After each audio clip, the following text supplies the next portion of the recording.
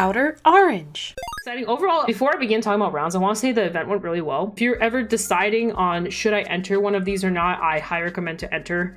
One, you meet a lot of people. Two, the events go really smoothly. Three, you learn so much more about the game and kind of just how people, you know, compete and how things go. It's also just really good to have tournament knowledge, understand how tournaments are run, like when they're on this kind of scale. And overall, if it's near you, it's like, why not enter? You might as well enter. So I met a lot of cool people, by the way. I finally met Michael, which is this person right here. This guy right here, finally met him. So that was really cool because I saw he topped in Houston, so it was cool to actually meet him in person. And he was actually really nice, by the way. A really cool guy, very big Aquaforce player, very obsessed with Aquaforce, by the way. We also tested the night before. Howdy, yes, there you are. And it was funny, we actually had the same flights. Like literally the exact same flights, almost just different states, but same flights. So he was like, I'm arriving at this time. I was like, me too. It was super nice to meet you. Yeah, you too, you too. It was definitely more entertaining having you around, stuff like that. And we were actually both on the same airport at the same time. And then Ty picked me up, and then we literally drove like, and then we picked up Michael. No, yeah, we were like 4 minutes apart. I think I actually beat you. You were supposed to arrive sooner, and for some reason my airplane beat yours, even though yours was supposed to arrive before mine was. But whatever. For some reason, I don't know why, but both going there and back, my airplane was like, Delta decided that we are on a speed run today. Did we say we're arriving in an hour and 30 minutes? Make it an hour. Yeah, my plane was like, whoosh, it was like on the both there and back. When I was coming home, I was supposed to come home at like 12:30. No, I was supposed to arrive in my location around like 11 something. Like 11:30, and I arrived at like 10:59. I was like, how is this possible? I was like, they even said, they're like, yeah, we're a half hour early. I'm like, how are you a half hour early? I don't mind it, but it's just it's like mind blowing. How does that happen? Did you guys like go like 150 miles per hour versus going 100 miles per hour? Like, what happened? But anyway, it doesn't matter. In fact, we got home safely, so I don't really know how airplanes work. I just get on them and hope I don't die. Yeah, so I also met Ty again. It was my second time meeting Ty, and Ty was really sweet. Ty picked me up. Ty dropped me off. So thank you, Ty Smith. Ty also got second place. We also sang happy birthday to him while he got second place. It was amazing. We also chanted Steve. Oh yeah, we sang happy birthday to Ty 3 times. So I don't really know why we started that, but we did. I did get my little top. Yeah, top. So I ate at another place before I went to the Thai dinner, and that was Franz. Me, Franz, and his friends went out to eat at 5 Roses Pub, something like that. And it was actually really freaking tasty, by the way. that food was amazing. They also got, they gave us like souvenir cups. I don't know what I did with mine, but they gave us souvenir cups and stuff. It was freaking great. Yeah, Five Guys Roses. I don't know. I think it was called 5 Roses Pub, but it was really tasty. I recommend it. If you're around in that area again, I recommend going there as well. There's also King's right next door, but we didn't go to King's. Last time I was there, I went to King's like 3 times and I hated my life. Where's the duck? Oh yeah, Ducky, I think, is in my baggie somewhere. Let me go get Duck. Actually, let me go get all your stuff. William sent me a care package. Well, one was a ducky. It was this little ducky. It's so random. Ducky is super cute. Yeah, Ducky's really cute. We're gonna put Ducky over here. Ducky can go right there. That's Ducky's spot now. You can't really see Ducky. There's Ducky. Little Duckinator.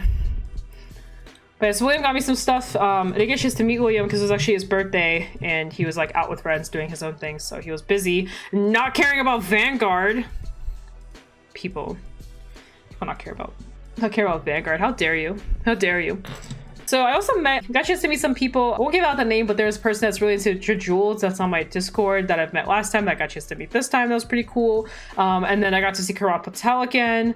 There was a WCC member, but I do not remember his name actually. That was also there. And then we also Mark was there too, Mark Doe. So that was pretty cool. Make me drink water. I'll drink this. Yeah, it might have been Albert. I don't remember his name, but I just know he's a WCC member. I've never talked to him. So I just don't know who. I think yeah, because he got 4th place in premium. So it's probably Albert. It wasn't Noman. Noman was not there. Is all WCC members just Noman? Are they all just Noman? Every single one of them. Oh, Soul and Vanguard, that's Noman. Oh, Kai, that's Noman. Albert, that's also Noman. Kevin Cho, that's Noman too. They're all just Noman. European Noman, you got Derek Noman. I'm sorry, you got Noman Dow. Noman Army. Noman for days. It's kind of funny because like his name is No Man, so it just means that there is no men. So there's just no men. How does that work? I also met I actually met one of the judges, and then we actually went out to eat with the same judge for Ty's thing. So that was kind of cool because Ty was friends with one of the judges. So that was pretty cool. And then, yeah, I'm trying to think of if there's anyone else coming to my mind. There's a couple other people. Oh yeah, I met VANGUARD boys. I met the VANGUARD boys. I met one of them who's like a big Angel Feather main, so I had the chance to meet him. I met some other people, like just fans, like people that just like know who I am and appreciate my content, which is super cool. Speaking of, so the Lupita Melody player, his name is Dustin. He actually knew like me for my content, and we actually met the day before, and I got a chance to talk to him because he actually plays Pacifica. So I got a chance to talk to him about Pacifica and kind of what Pacifica does and like all this stuff. And then I faced him next day. We were both like, wait a freaking moment, how did this happen? But anyway, so I think that about covers everything. I also saw Peter Pan, which was the head judge. I met him last time. He was really cool. I got a chance to meet him this time. It was also really cool. Does Mr. Timely Pal bitches? The answer is no. The answer is always no. No bitches. But anyway, so let's talk about rounds. I met some people. Let's talk about rounds. Oh yeah, I met Kakorin too. I forgot about Kakorin. Kakorin is really cool. What? Eric, no bitches? No bitches? No bitches? But no bitches? Answer me. But anyway, so rounds. So there's 8 rounds, day 2. Well, let me talk about day 1. Day 1 was pretty awful. As you guys know, you guys saw my tweet longer, whatever. So thingy-mabobber. I'm not gonna go into it, but standard was pretty horrendous. Standard just isn't for me today, apparently. So round 1, we opened up.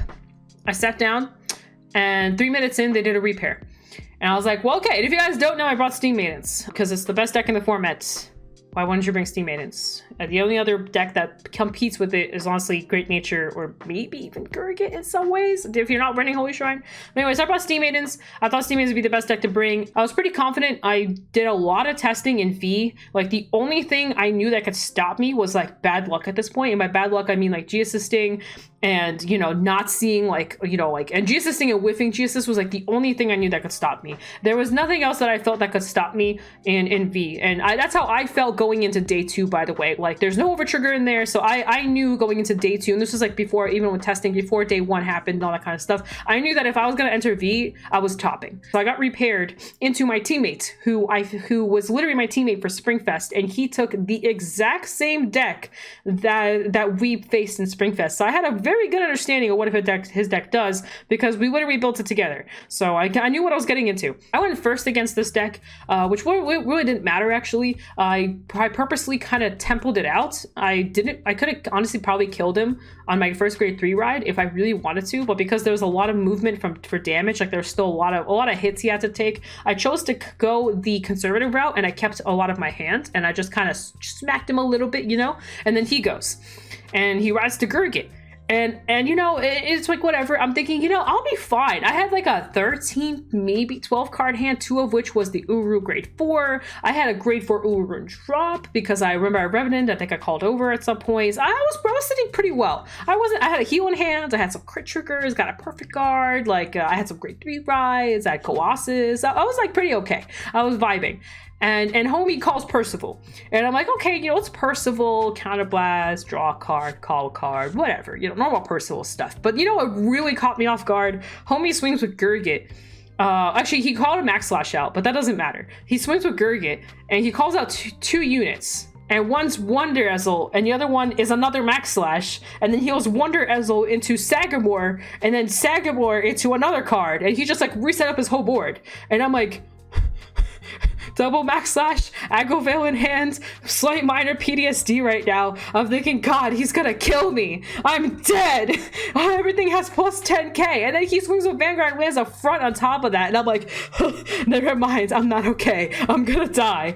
And he just kept going and kept going and kept Max Slashing and kept bringing out Aggro Veil. And then he brought up another Wonder Ezel. He went freaking, he went Max Slash into Wonder Ezel into another Aggro Veil. And I'm like, just stop murdering me. You know, it was a really close match. I barely survived. I hit a defense at some point, and then I literally like just barely made it. And then I went into my turn and he died because he had like 5 cards in hand. By the way, he almost lived. He almost lived because he actually 6 damage healed on me on top of hitting a defense. And I had one more attack, which was a grade 3 into a grade 4, and he just couldn't take that, and he died. It was very unfortunate because we're friends and we knew each other, but homie went down. Last time I saw a Guru player pop off that well was having Living Proof on stream when he faced Hello Happy World, and the Hello Happy World player healed 2 to 3 times. It was really insane. He just kept going, and Hello Happy World was like, heal, heal, heal, and he still died through all the defenses and everything. The whole Happy World player still went down. Round 2 was Ezel, and I'm not gonna lie, if they knew what was in my hand, I think they actually would have won that game. So they Superior Road and then went into Ravenborn, you know, the old school Ezel. They swung, you know, Sentinel Restriction, all that kind of stuff. I'm like, okay, cool, whatever, I'll just take it. He actually went, so I went 2 to pass, and he went a crit. And he put on a rear guard. And then second check was another crit. And he put on the rear guard. And I was like, we're safe. No sweats here, right? And then he did whatever, and then I did my thing. I didn't kill him. And the next turn, instead of staying on Ravenborn, he rode up to Platana. And that's where he messed up, because I had not 1, not 2, I had 3 sentinels in hand. 1 was a crit sentinel and 2 were PG sentinels. I was so scared that he was gonna stay on Ravenborn. I was like, how am I supposed to guard this 27k Ravenborn with all these sentinels in my hands? But instead he rode Patana, and I was like, the sweat is gone again. It came back, but it's gone again. Because I literally was like, I was finishing my turn, and the entire time I was thinking, please don't stay on Ravenborn. Please don't stay on Ravenborn. Please don't. I could have 2 to pass this Vanguard, but I was still so scared. And then he went into the Platana. And luckily enough, that was way easier to handle. So he tried to kill me at Platana. He didn't kill me at Platana. And then I did my thing and he died. So that was just pretty much that round. It wasn't really anything too insane. I went into Colossus. He had like a 5-card hand on my Colossus turn. There was really not much he could do. I had the full combo. I had the double grade 1 set up under Colossus. And I had 4 open counterblasts. And I was just going ham. So my thing was Overlord. Overlord is so scary. Overlord is one of my least favorite matchups. There's a person at my locals, a very good player that always plays Overlord. So I know how this deck functions, and I hate it. I hate it so much, and it got a better Overlord though. Overlord has a very good. I think Overlord is a good deck right now. I think the new reverse stuff actually really helps it. Especially if you have units and all that kind of stuff. I just think the deck performs well. So I'm not gonna lie, going into this matchup, I was actually feeling a little less confident. I was kind of like, I don't really know. I'm not really looking forward to this. I don't really want to deal with this, but you know what? We'll just roll with it. I'm pretty sure I went second too on top of that, but I got really lucky, I think, in both my Overlord matches. But for this one in particular, homie couldn't hit a trigger. I kept going 2 to pass, and homie just didn't know what a trigger was. He hit one time, so he had like a crit on one of his Vanguard swings, but then I just went no pass for like his final attack, and he passed over to me. The other issue is that he had no normal units. He had like all triggers in his hands, so the only attacks that were happening were the Vanguard attacks, which is still enough. And that's probably why he couldn't hit triggers, because they're all in his hand. So we kind of had this weird thing where I just kept 2 to passing and hoping that he doesn't go crit, and he just never went crit. And then I did my thing with my Steam Maidens, you know, I popped off, did whatever. Back to him. He again tries to kill me, doesn't succeed. Again, I'm 2 to passing here with my grade 4 Urus, hoping that I don't die here to a double crit situation, and then luckily enough I survived. He had a lot of tankiness though, because he has so many triggers in hand. He was just tanking through like everything I threw at him, but he finally died, and I was like, thank God, because that match was actually pretty stressful. And the next round, which is round 4 right now, I faced Anja Highlander, and I knew this deck pretty in and out. Like, I went into this, he went to starter, I think he early damaged a Q-Tire, and I already knew what kind of deck I'm facing. I was like, okay, this is Anj. Now I will admit, I'm not thinking against the player, but they didn't know a lot of what their deck does. I actually had to like tell them some of this. He kept revealing, like he revealed for Syria, and I was like, you don't reveal for Syria, don't show me. He revealed for Betty, I was like, stop revealing cards that I'm not supposed to have knowledge of, because he would like reveal it before I get a chance to say anything, and I'm like, no, stop, that's not how the, don't do that. Stop, don't do this. How are you going 4-0? You're just revealing cards to everybody. Or 3-0. So I had to tell him how Betty works, and had to tell him how, I mean, he wasn't misplaying. I want to make that clear. He wasn't misplaying. He just wasn't doing his skills right, or not in the correct way. Like Sirius says, discard a card, look at top 3, put the other 2 to the bottom. It never says reveal it, and same with Betty. So he wasn't misplaying. He was actually playing very well. He just didn't know how the cards worked in the order that they worked in, essentially. Once I realized he was playing Orange Highlander, he left a rear guard out, and I was like, would be unfortunate if I swing into this rear guard right now. Very unfortunate if I were to do that right now. So I swung into it. And the reason being is because his first 2 damages were both normal units. One was a Q-tie, I can't remember what the other one was. And my thoughts was like, I'm a bet, and by the way, he went first, but I'm a bet 9 out of 10 that he doesn't have enough normal units in hand. I'm gonna swing into his rear guard. Guess what? He guarded it. And I was like, ah. So I swung with my other grade 2 into it, and he lets it go. And I'm like, all right, time to watch the beauty of what is about to be Anj bricking. Here we go. Homie rides up. All he has is Relinkas. So he just calls his Relinkas, and he had 1 more normal unit that he called to the back row. So he was reading my cards to see what to bounce on my side. And I'm like, all my cards say on place, do something. My doggy says when placed from hand, do something. My gear cat says when placed from hand, when placed, do something. And my Entra says when placed, do something. So he really didn't have good choices. And then did his thing. He had the Relinka, he had the full restand, blah, blah, blah. And I did my thing. And then I tried to kill him. I Colossused him actually, and he didn't die. And I got a little worried, but his hand got so shredded that by the time it went back to him, he had almost no pressure. He had no normal units. By the way, they all went away. So he called out 1, and he bounced 3 cards on my side. 3 cards. He gave me 3 grade 1s back to hand. 30k shield just back to my hand. And I'm like, okay, well, I think this is just game over.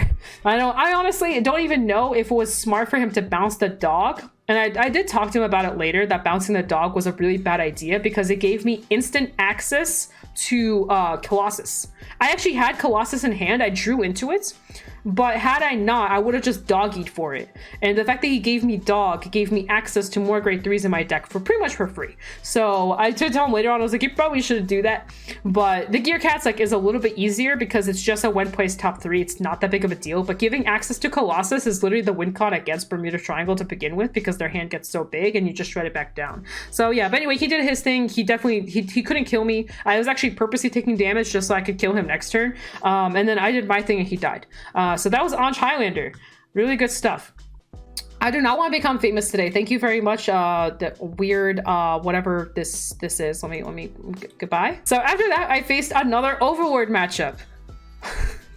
Because I didn't have enough round 3. I need another one round 5. It was someone that is knows me as my channel. And they're like really nice and they were talking to me throughout the day. They thought I couldn't remember them and I was like, no, I remember you, don't worry. But they actually put a bet on our match. They said that if I lose, I have to play Pokemon.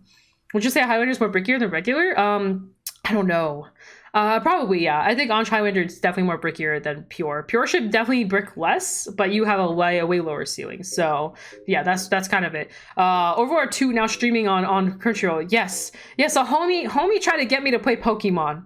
And I'm like, I am not playing Pokemon. So homie's like, let's put a bet on it. If I win this match, you'll try Pokemon. And my response back was, I'm not trying Pokemon because I'm not losing. It's just not happening. You are dying today. I played the match out and it was pretty much kind of similar to how match 3 went. I just barely made it through, but I kept using my little grade 4. No, I'm not playing Pokemon. It's not happening. I have enough franchises that I like. I just don't have room for Pokemon. It pretty much went down to triggers and he didn't hit the triggers. So I survived. Did my thing, he did his thing, I did my thing, and then that was pretty much it. There really wasn't much else. I Steam Maiden's mirror match. And funnily enough, so the person that I faced had the exact same number as me, but by 1. So I was 119 and he was 019. And around round 4, I think, I got the tables confused because I thought I was facing him then because I confused his number with my number. But now it was the official time of facing each other. The 119 will face the 019. So the guy that I faced with Steam Maiden, so it was a mirror match, he faced our team during Springfest. He was on Karan's team and he was facing Wolf and he was a Himiko player who scooped at the end because I guess he just knew the game was over. That scoop was still, I only knew this person because of that scoop. Like, I saw him like throughout the day on day 2, and I was like, that's the scoop guy. I don't even know his actual name, but that's the scoop guy. It was nothing against him, it's just all I remember him as. The guy that scooped on Wolf because Wolf was taking so long to do his Gurgit skill. It was still the funniest thing ever. Wolf was like, I'm gonna use Gurgit's skill, counter blast 1, and literally in the middle of that, the guy was just like, no, we're done. I'm like, I was just dying. I was dying. But anyway, so I finally got a chance to face him. I don't know what he even mains in. I know he was playing Kimiko last time, but I don't know what his actual main is. Maybe it is Genesis. I don't know. Like, I don't really know him. He's a very quiet guy. He's not very like, at least during tournaments, like, you can kind of tell like he's very focused. And he's really into like the game. So I think during tournament times he gets like way more serious than like maybe outside. I think he's probably, I could see him being more chiller like outside of Vanguard tournaments, but I think during Vanguard tournaments he gets very like in the sauce. But anyway, so I went first, he went second, and he just started rushing me down. He had a grade 1, a grade 1, a grade 1, and then he had Gear Dog and a grade 1 in the back. So he went just like straight ballistic on me. Like slam. I go no guard. I'm at 3 damage. I really did not have the best hand, and I needed to save it for some of his like Berserker attacks, and I decided I'd rather take damage now, have him not heal, and tempo it out later. So I ride up to 2, and I just do the best thing on the planet. I deny him. I rode up, do my thing. I entra'd, got my gear cat, did pretty much the same thing, hit some stuff, whatever, called out my rear guards, and then I started slamming into his rear guards because one was a gear cat and one was the dog.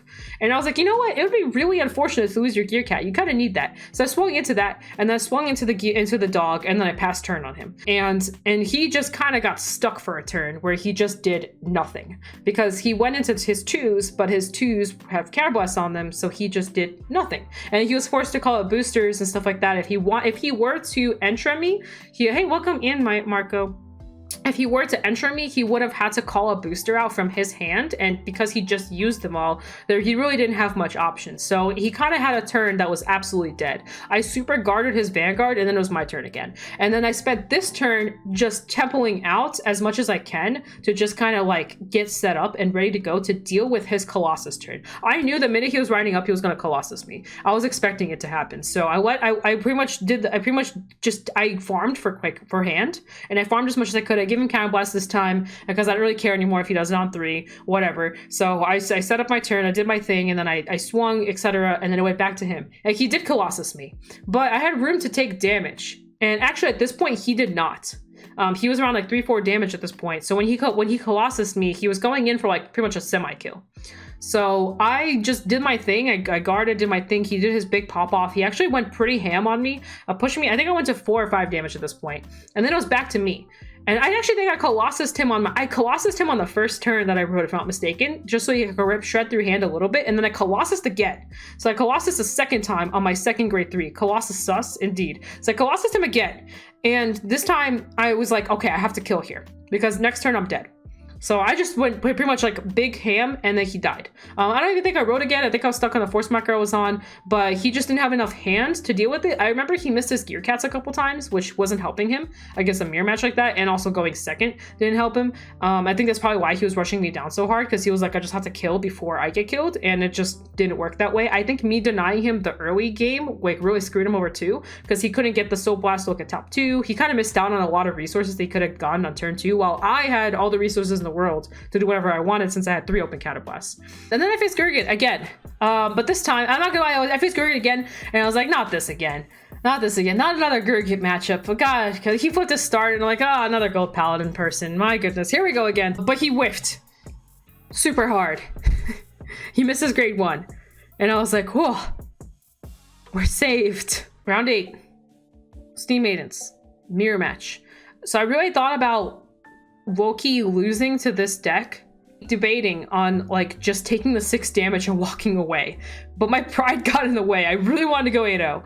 Honestly, so I denied this person as well, and it really screwed him because he called out an Entra to rearguard circle and swung with her, thinking he could do the skill, and he literally was like about to look at top 3, and I'm like, whoa, wait. And he's like, what? And I'm like, you can't do the skill. Why?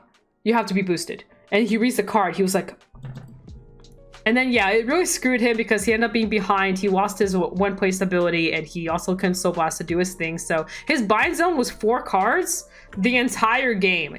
He never went past 4 binds. I felt so bad. Homie just could not.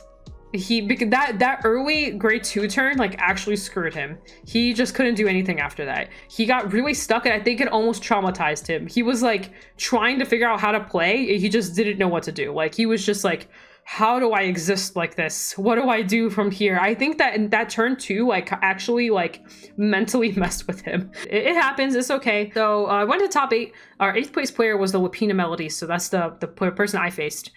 Someone that I knew that I literally met the night before. I didn't know them like super well, but Jaime knew them really well, and they're also part of Next Level Gaming and all that kind of stuff. So I went in actually pretty confident because I knew Lapina Melody really well. I think I'm the only person in the room aside from him that knew Lapina Melody really well. I'm not even exaggerating. I don't think anyone knew what that card did except for like me and like maybe one other person in the entire room. I just want to let that be known. Nobody knew this card existed. I brought up Lapina to like other people, and they're like, what's a Lapina? And I'm like, it's the literal boss unit of the box set, bruh. But anyway, but the part of the reason is because like Vert and Anj like super overshadowed Lapina. So like Lapina just, what's a Lapina, right? But anyway, I knew the deck really well because I spent months crafting Lapina. I did pure Lapina, I did Melody Lapina, I did Anj Lapina, I did Lapina Anj Premium with Keltruda. I tried to make Lapina work. So I knew Lapina pretty well.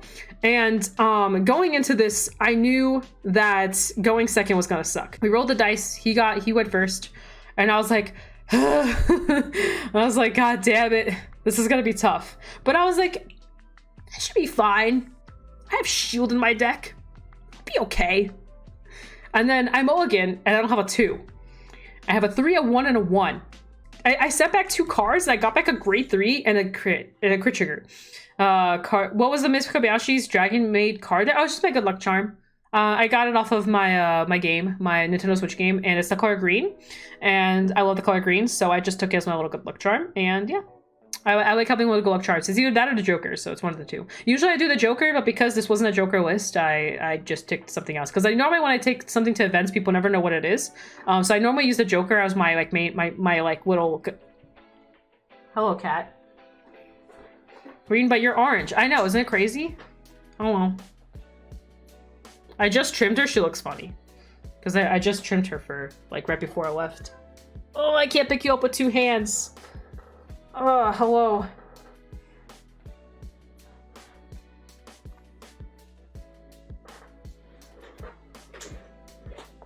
It's really hard to hold her. You want to say hi? You're just gonna be a stubborn, grumpy cat?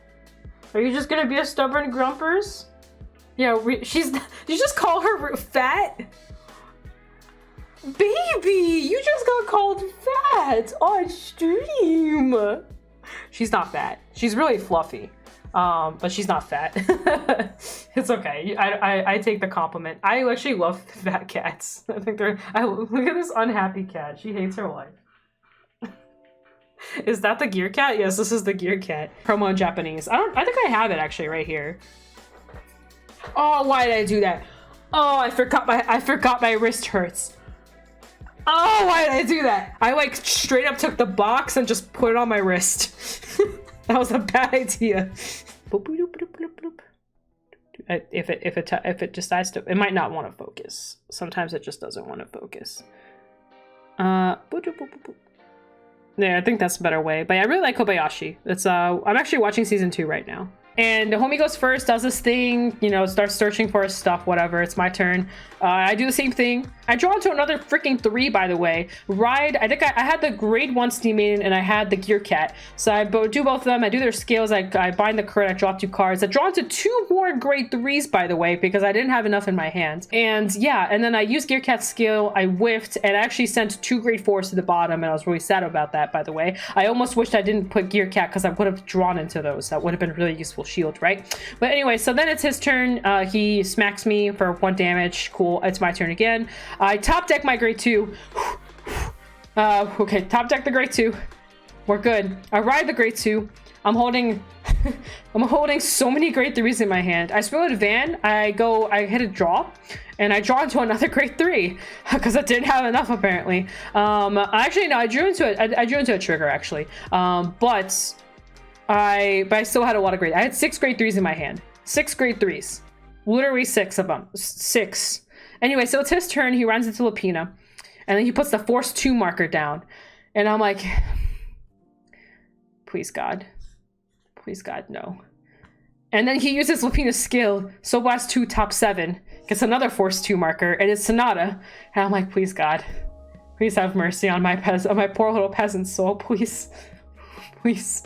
And I'm like, you know, I'll be fine. I'll figure it out. So I have 6 grade 3s in hand, a perfect guard, and a crit trigger. It'll be fine. I'll be okay.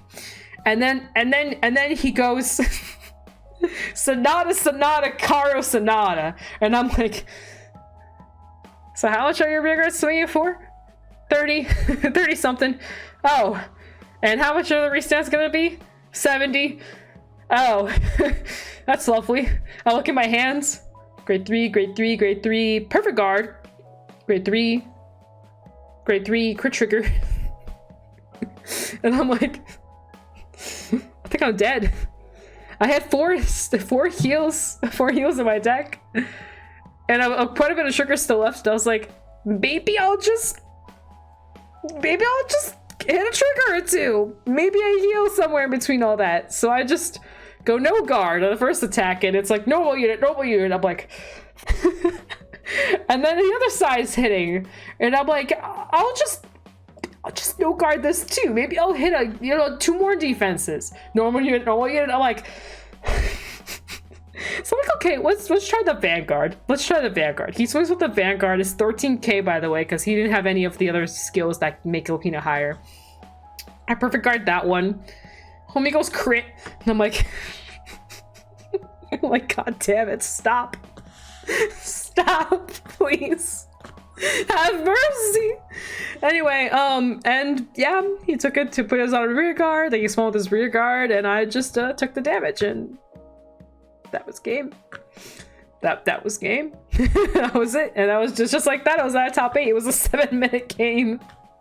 It went so fast. So just to reflect a little bit on this game, actually, there was one thing I could have done that would have helped me. But it was really heavy foresight, and I would have noticed it if I probably had a 2 in hand. I was so focused on finding a grade 2 that I never thought about what was going to happen with how bad my hand was, what was going to happen on Lupina. Like, I knew how Lupina worked, but I didn't think about just how screwed I was because I had the 6 grade 3s in hand, right? So if I had thought ahead, knowing how bad my hand was, what I could have done is I could have just not given damage. Had I done that, under the circumstances that they didn't have a Heal Guardian in hand, I would have survived because Lupina does require Counterblast for the restand. And he actually just barely top decked his Lupina, so he probably would have missed Lupina too.